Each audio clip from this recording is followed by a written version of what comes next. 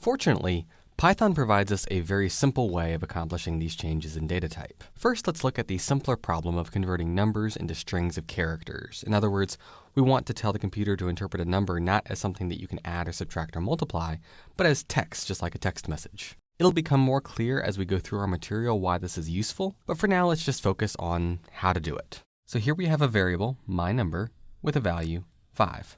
So when we run line 1, the computer creates the variable myNumber and gives it the value 5. Then when it runs line 2, as we saw before, it prints the type of myNumber. So it goes and looks up the value of myNumber, finds that it's an integer, and so over here it prints the word int. Then when it runs line 3, it creates a new variable called myNumber as string. As we can tell from that name, the goal is to hold the value of myNumber, but change its type to string. We do that with this function right here, str.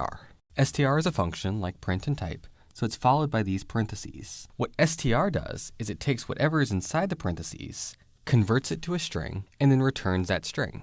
So when we call str myNumber or string myNumber, we get the value of myNumber, which right now is 5, and we convert it to its string representation, which in this case is just 5, which we'll show in quotation marks to indicate that it's a string.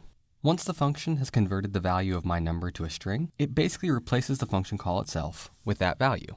So this line basically becomes myNumber as string equals 5 in quotation marks. So when the computer runs line 4, it now wants to print the type of myNumber as string.